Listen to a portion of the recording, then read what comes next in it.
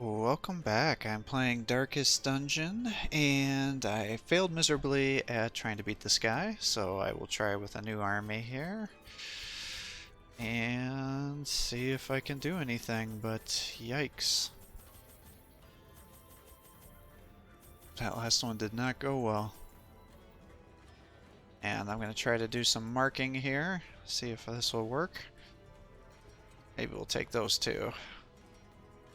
I don't think he did anything with any blight or bleed, so let's get rid of those and do these instead. I'm going to be committed, damn it.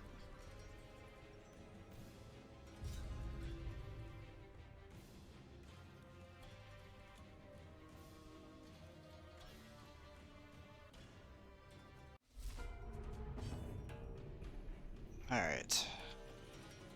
So let's do possession.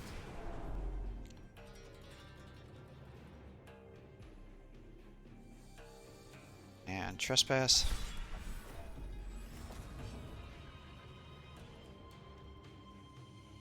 And let's try to stack some dodges. On you, I guess. You can repost.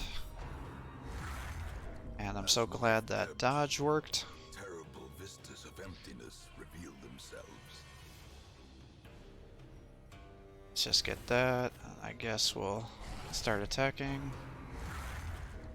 And now the true test. Hold fast or expire. Let's go divine, heal you. Is patient. It will wait. And let's do guard dog to you. Perched at the very precipice of oblivion.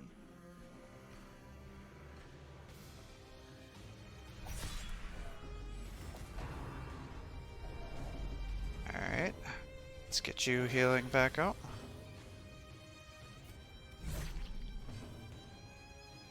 Let's get you to mark.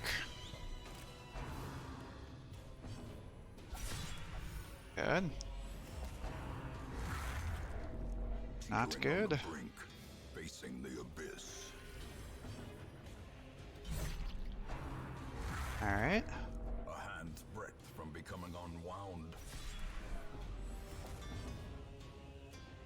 Let's mark. Oh boy. Guard you.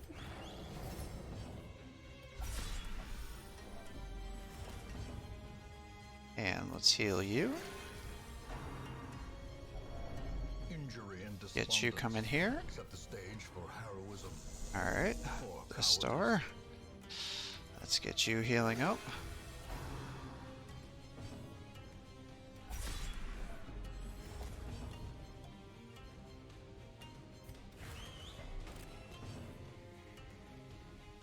And let's get this and do that. And do this. And do this and that. And that. Does that stack too? Yep, okay.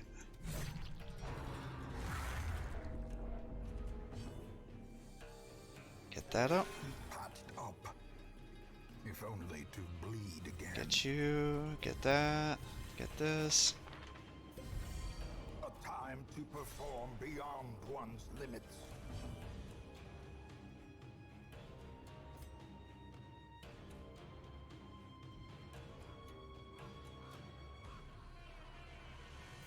Maybe we'll do this. The abyss returns even the boldest gaze.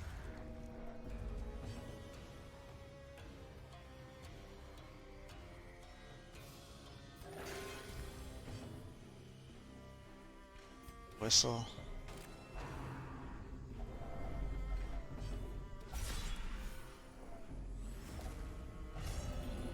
Discordant. Might cannot hope to withstand such an assault.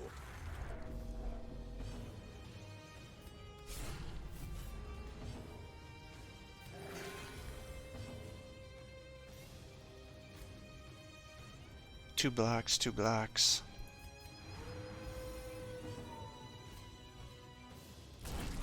Pretty good.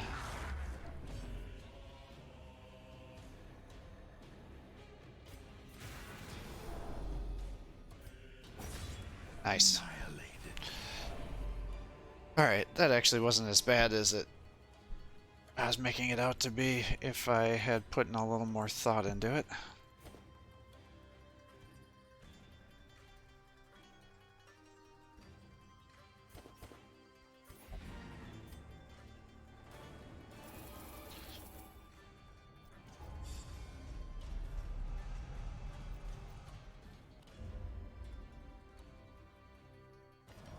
Back across the sticks. From beyond. Open be damned. Only one of the following can come back.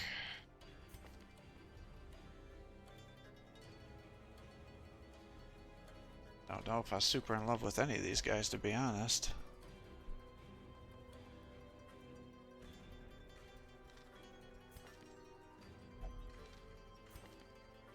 Did one of these guys go through,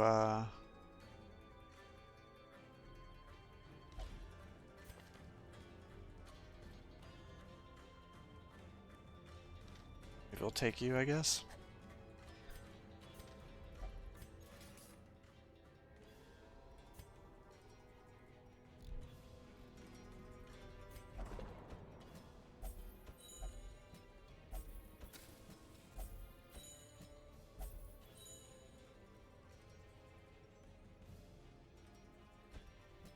Alright, well that was painful.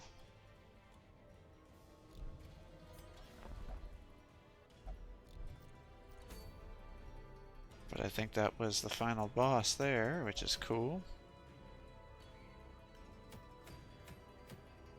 So really, just gotta beat the darkest dungeon yet. So who do I wanna take with us here? These guys are all there.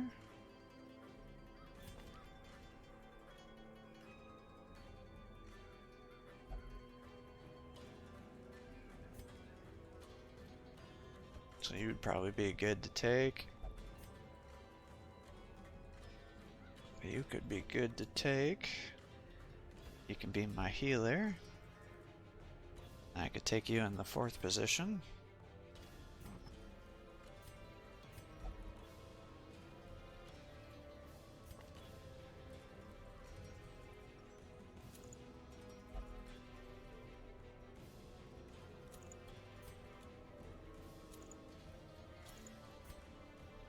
I lost all my healing items, didn't I?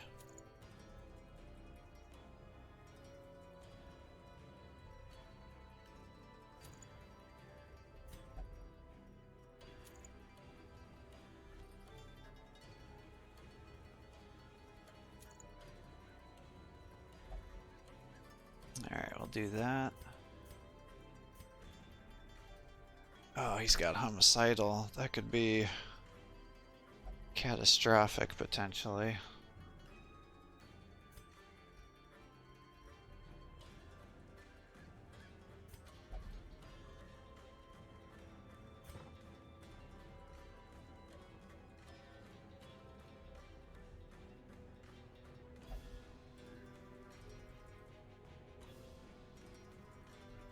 Suppose I could take you.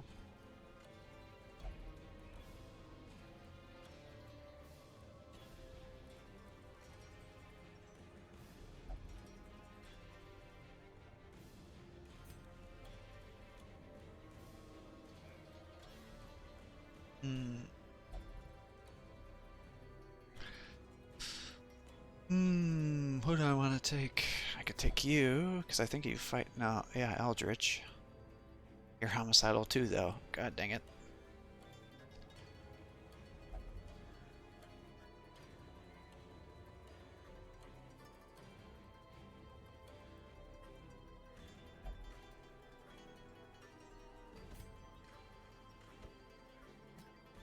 Guess I'd rather his homicidalness than the other guys.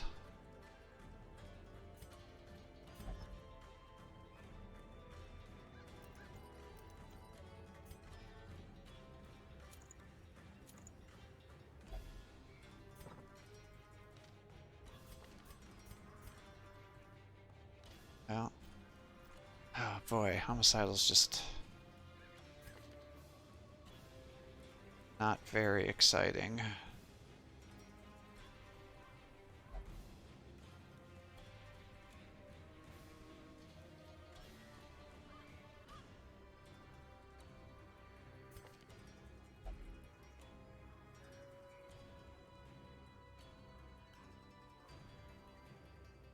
Maybe we'll take you instead. I mean, you do only a tiny bit of damage, but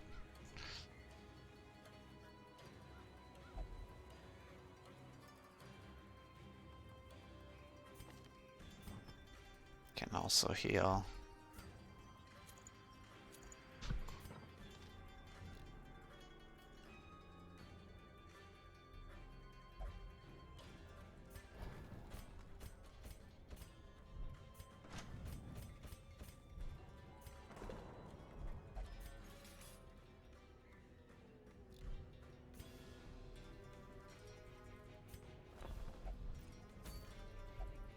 Alright, well, let's do this here.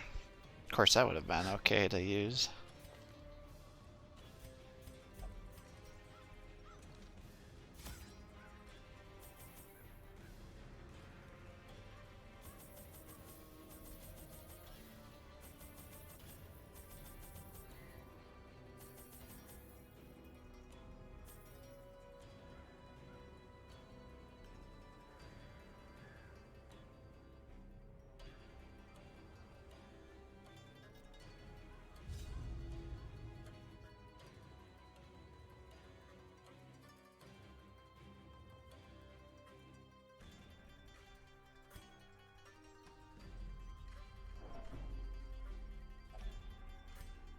In all my terrible researches, what I sought was a glimpse behind the veil, a crumb of cosmic truth.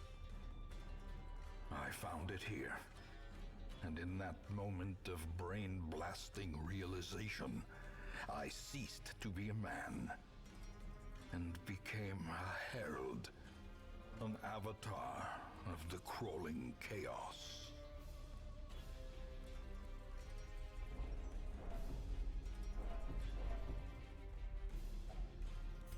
Life feeds on life. In your petty pursuit of family redemption, you consume those who rally to your cause, and in so doing, you strengthen the thing, accelerating the end. This is as it should be. It is why you are here. Oh, I'm so disappointed I didn't think of using those snake skins until that. That makes that last boss in the Sunward Isle so easy. We are chained here forever, you and I, at the end of the world. Free yourself, rouse the thing, and embrace the ineffable cosmic hideousness that lives within us all.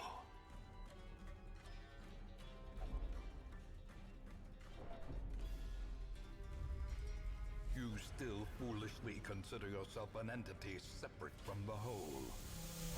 I know better. And I will show you.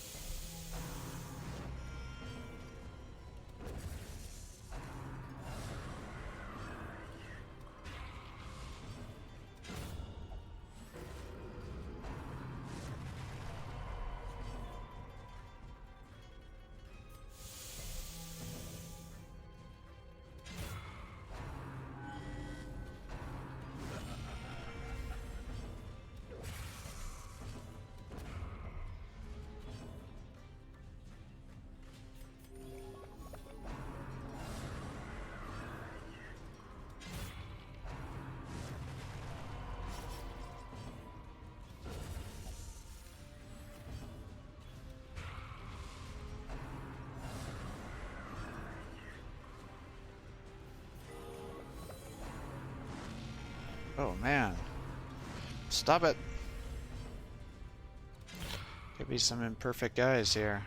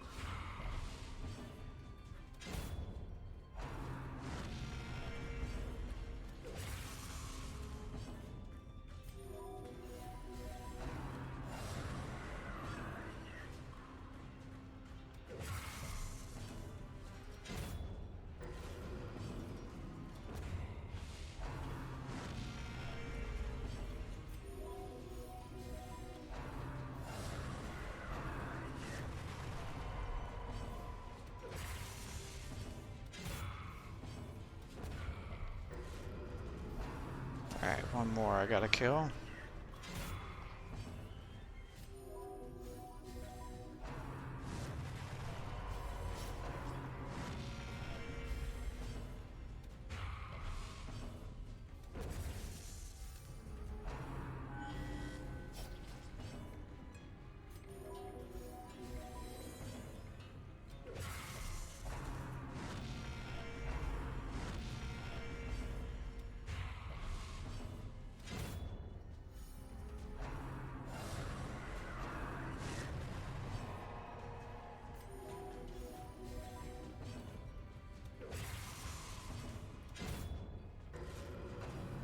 The flesh is fluid. It can be changed, reshaped, remade.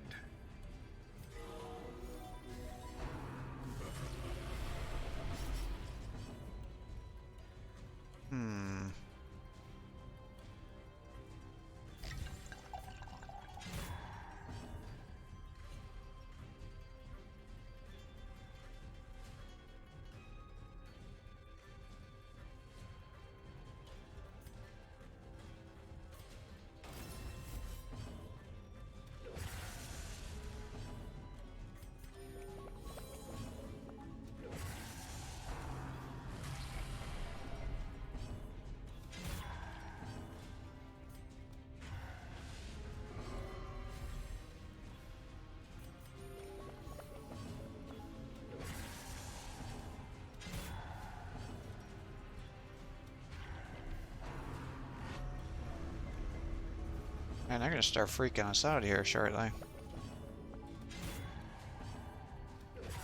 I don't remember that I ended up taking so much stress damage.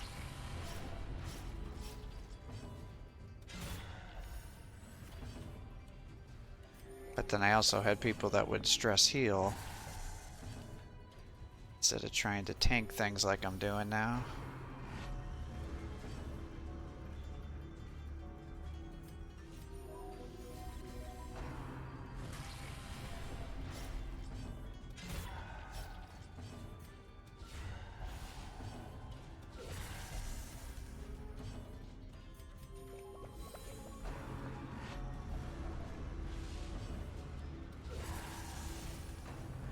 The flesh is immortal. It is undying. Pray it does not take too hideous a form.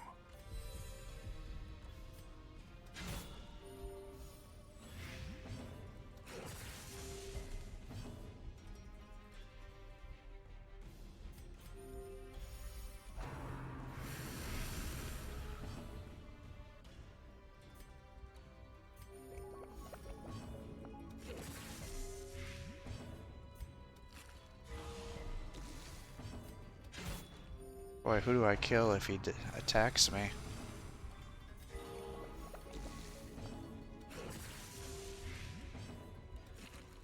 He barely does any damage, so maybe him?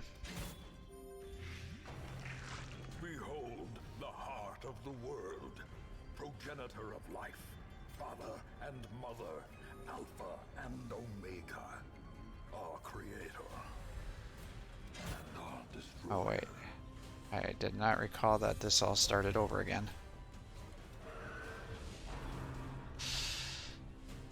This guy will heal stress. This guy just does damage.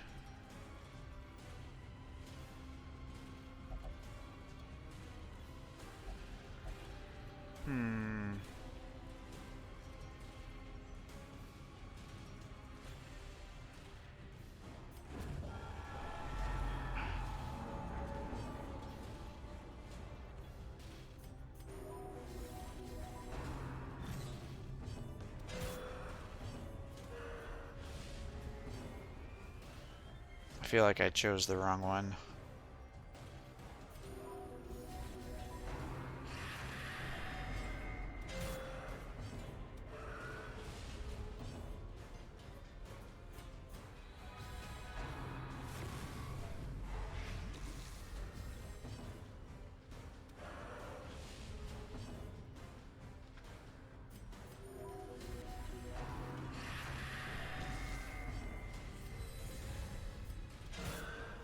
Good hit.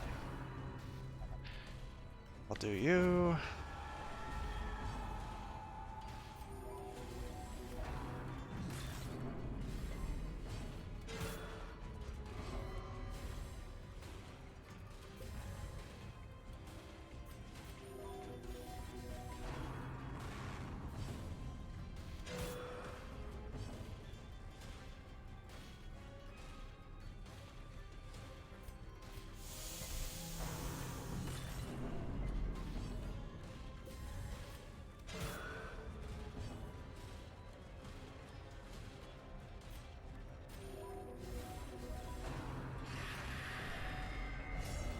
Oh boy, that could be bad.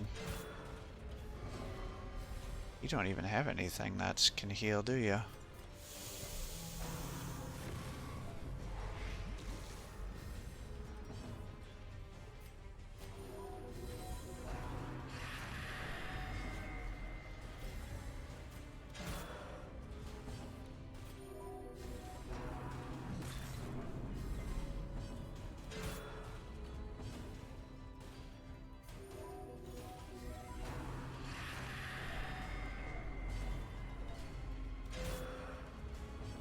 Yeah, we got this.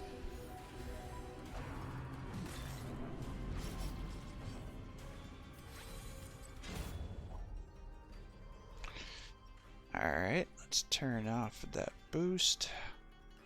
Take that stuff back. And that'll be the end of this game. A hollow and ridiculous notion. We are born of this thing, made from it, and we will be returned to it in time. The great family of man. A profusion of errant flesh, multiplying, swarming, living, dying, until the stars align in their inexorable formation, and what sleeps is roused once more. To hatch from this fragile shell of earth and rock, and bring our inescapable end. So seek solace in a manner befitting your lineage, and take up your nugatory vigil, haunted forever by that sickening prose echoing through the infinite blackness of space and time.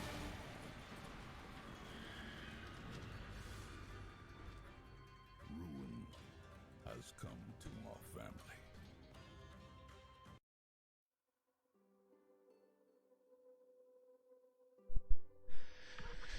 Alright, that was pretty successful. So, I think what I'll do is I'll play the videos for you. I don't think I'll necessarily do the audio for the bosses, but due to some of the videos with my speed hack going, they never synced up right, so I'll show you those videos as well. And then I'll go through the custom journal entries as well. Our family name, once so well regarded, is now barely whispered aloud by decent folk. In time, you will know the tragic extent of my failings.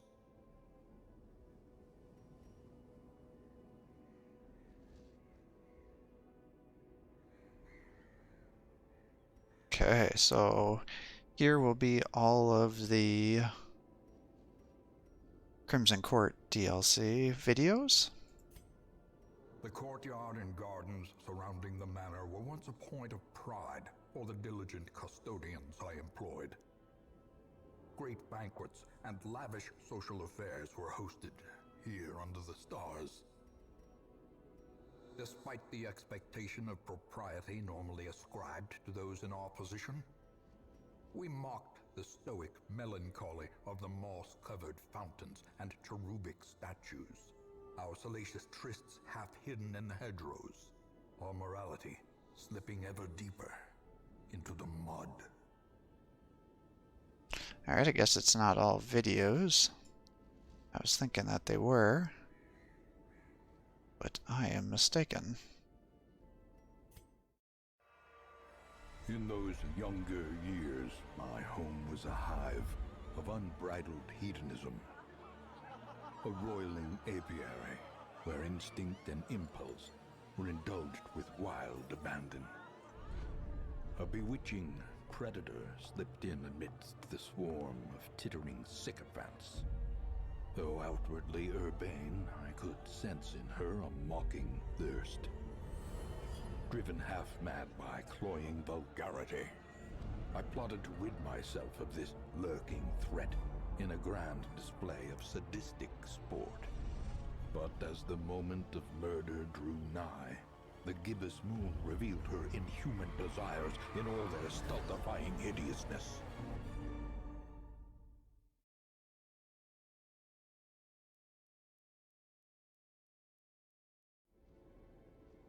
Kitty's got claws, I guess. They would arrive in teeming hordes, adorned in powdered wigs and pretension, seeking to slake their thirst on wine and indecency. As intoxication invariably took hold, innocuous frivolities would escalate to ever more disturbing diversions. Orchestrating the hideous affair was a hunchbacked fiend who seemed to delight in proportion to the suffering he caused. I could have stopped him, I suppose, but I was a slave to my own appetites, and restraint would have rendered me a hypocrite. The feasting and revelry would last for weeks at a time. Great stone tables were set with such an abundance of rare delicacies that we would stuff ourselves until the exotic became mundane. When the lavish spread began to spoil, a ravenous gourmand gleefully proposed that we sample from the fetid pile of composting refuse. The notion was dismissed as decidedly unhealthy. But days later, he was found cackling madly atop a heap of rancid comestibles, licking his fingers in delight. Mercifully, the morbid encounter resolved itself in my favor, and I set to work pursuing degeneracy in its most decadent forms. The air pulsed with anticipation as I revealed the unnatural terroir of the house vintage.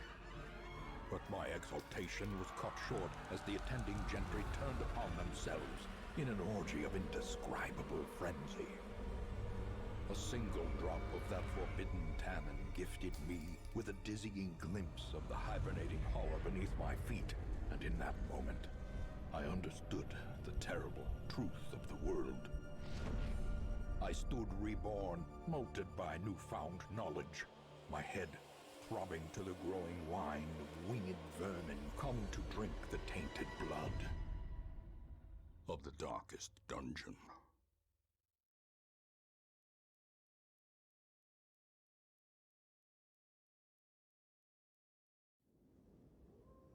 Indeed. Alright, well I probably will read The Beautiful Thing just because for whatever reason on the first playthrough it never completed it, so we'll go through this. I am a beautiful thing, they say, flawless as the sea of dunes, graceful as the desert wind, captivating as the shimmering mirage. They stare, they linger, they watch me without blinking. Such exquisiteness must be admired, they say, and so I am made to dance for their desperate, dust-pitted faces. for their watery bloodshot eyes, their cracked grinning lips. I am not a person to this debauched audience. I am an exotic wonder. I am a beautiful thing. Such loveliness belongs in the palace, they say, and so my hands are tied and I am put in a caravan next to the golden idols and jeweled icons. Together we are a priceless cargo of dazzling rarities, bound for the vizier's treasury. I know this tyrant's reputation, and I am afraid. As the wagon careens along the mountain road, I make my choice. I will not go to the vizier. I will not be this man's prize, his plaything.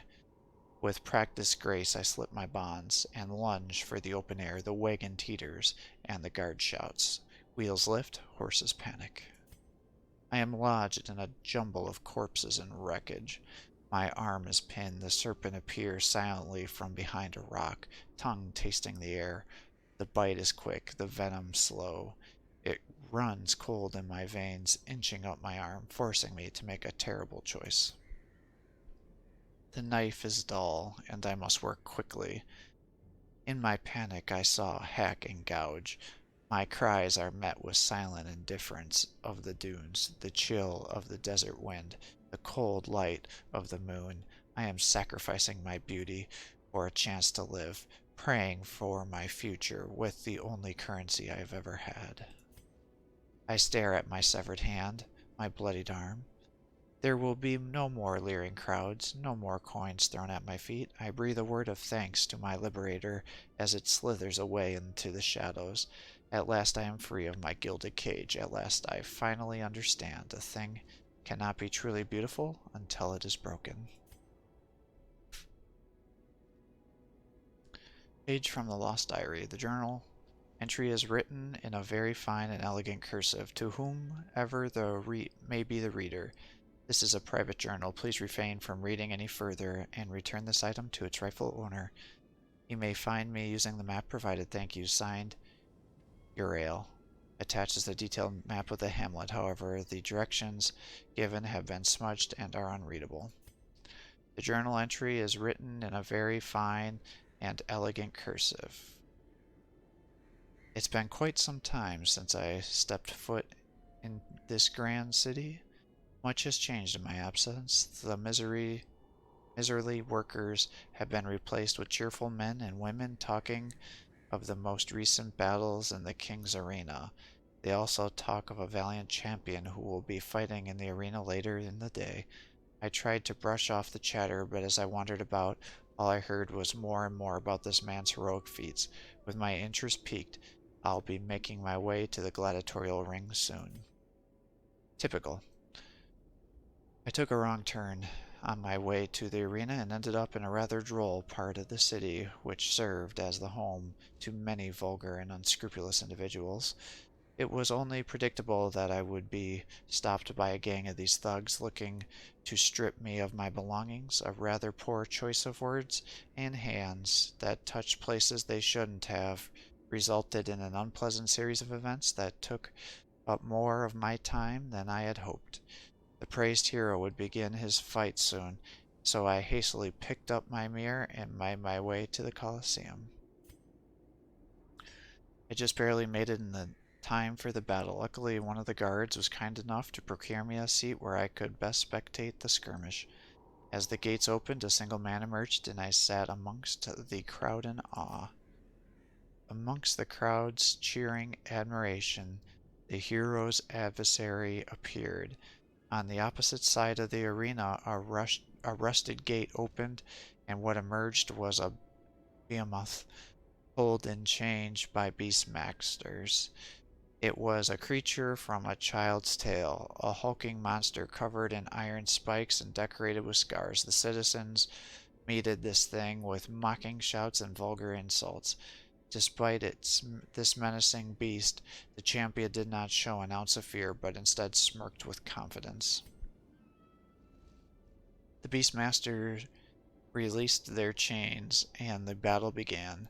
At first I had my doubts. The monster was the size of 10 men and shook the earth with every step. How could any man possibly hope to defeat such a thing? But to my surprise, the hero was succeeding. The fight looked more like a dance, with the agile warrior dodging the ogre's clumsy strikes. He stabbed at it with masterful precision and weaved about the behemoth as it was mindlessly shrug its bouldering fists around in frustration. In spectacular display, the champion thrusted his trident into the heart of the beast, causing blood to spill forth and sending the crowd into a rancorous fury. With a loud thud, the creature collapsed and its defiling blood soaked into the soil around it. The crowd continued to cheer and applauded as the hero took in their admiration. He bravely walked to the massive corpse and painted one foot atop of its metallic head. He waved to the crowd, and I could have sworn he turned to me and winked. My heart skipped a beat.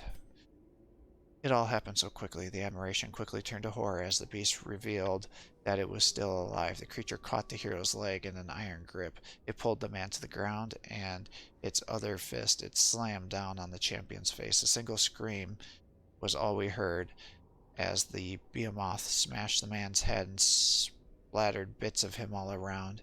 It slowly stood back up, covered in gore of its victim.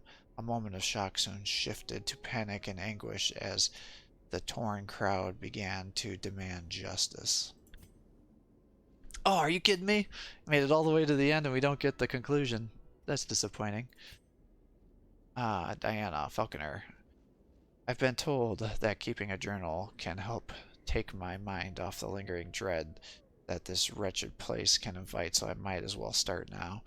We have been tasked with exploring a portion of the Wealds, a place that brings back many unpleasant memories, but one that I know better than anyone. I have been accompanied by Turd and Alduin. While Turd can be brash sometimes and Alduin reckless, they make for an effective, reliable crew. Also assigned to us a new face, one that troubles me, and we don't have any further information. Marthas the Witch Hunter. I tracked my latest hunt to the Grand City. This one will be elusive. Its behavior suggests that it prefers manipulation over direct confrontation. It'll be difficult to identify the creature given the degeneracy of the city's populace, but I will not give up in my search. The light guides me. I found the Hag. I overestimated its intelligence. It had made itself easy to find based on its arrogant nature and abhorrent flaunting. I have announced its debaucheries to the entirety of the city population, and the hunt will soon begin. The creature fled into the fall shanty towns. It sits in the city's shadow. I cannot allow such a thing to exist, so I set the entirety of the corrupted dwellings ablaze. With nowhere to run, it will surely burn for its sins. Many charred corpses were found amongst the aftermath. They are unrecognizable, but I am sure that the witch can be included among them. Despite my radical actions, the city folk do not seem to care for those lost in the fire. Surely they must understand, as do I, that the loss of these peasants in us is a small price to pay for the eradication of evil. And so, with another monster put down for good, I continue my crusade against corruption. This will surely mark me down in the manuscripts as a hero of light. We captured a heretical witch that had splintered our faith. I will be responsible for her execution, and there is no punishment more fitting for a false prophet than death by holy fire. To see the witch with my own eyes is to know pure corruption.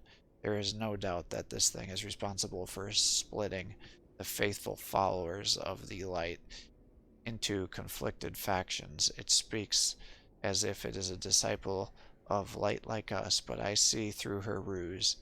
I will commence the burning shortly. It's an abomination unlike any I've encountered. It extinguished the sanctioned fires of the pyre with ease and presented itself as an avatar of the flame. It had converted all around me to its falsified fate, and I watched in horror as both peasants and crusaders of light bowed in unison to the creature's debased prophecies. I retreated from the deformed presence, and now I must warn those that are still pure of its corrupting nature. The worst thing has come to reality. The creature proved too strong, and now all have come to worship it as a demigod. I have excommunicated from what was once a faith that fought the darkness but is now a cult of praising a thing that mockingly resembles an angel. Even in the face of defeat, I will not stop my hunt. This thing must die, or mankind will be damned for eternity. Oh, that must be the prophet thing that we fought. Scrolls of unknown origin. Our plan is in motion. No longer will we be the weakest of the kingdoms. The sea fiends of the west and the warmongers of the north fear us. They will know that we are the rightful rulers of this land. We are perfect beings, so it is our destiny to rule over all. Beauty can be found in most unlikely of places. On our travels through the peasant countryside, we stumbled upon two perfect flowers, mere copies of each other, with unnatural beauty and poise. It is not right to leave something so precious in the filth of the common people, so we took them. They will be quintessential piece to our plan. They took quickly to our ways. They are a legend born in flesh, the twin flowers, one that trains in war, another that trains in diplomacy.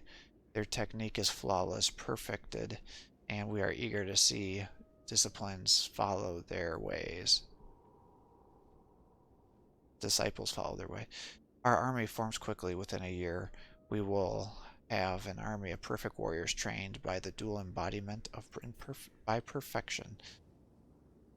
It has been months of rigorous training, but we are beginning to see results. The twin flowers are training our mortal soldiers into godly disciples. The warrior is strict, selective, only training young men with skin as flawless as hers. She says that her technique must be matched with unearthly beauty. We do not doubt her, for we cannot begin to comprehend the lessons of a perfect being. Many soldiers have fallen from the intense training, but we all know that those who survive will persevere, and persevere will ascend and vanquish our foes.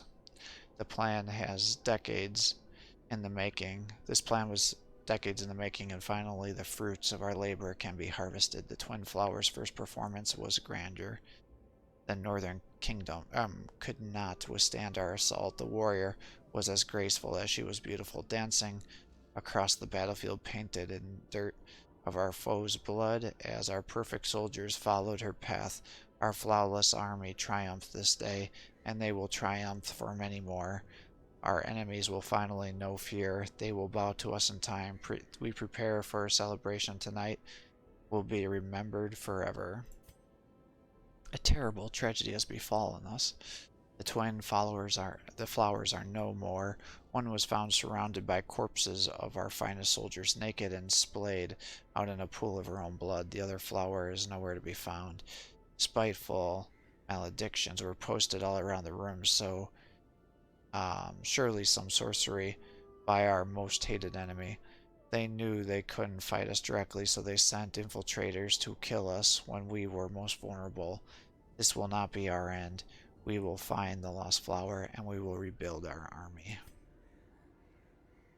Oh, we're caught into the Scarlet Expedition. Well, I'll skip that because I don't have that completed.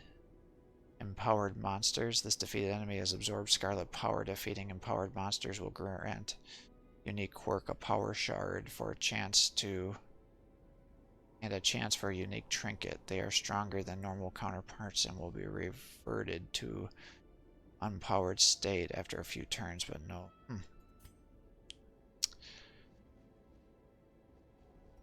And then that's just temporary. You don't have all those. A scroll note. I saw the eye, the eye, the eyes, the eye. Gods of light, the eye. I cannot rest.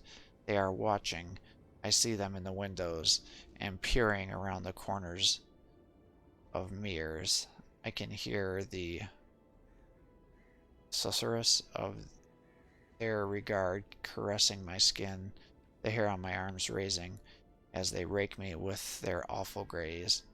Light blind them, blind my heart and soul to their presence. Gods, I found it beneath their altars, tore it from a book with palsied fingers, and now I know what I must do.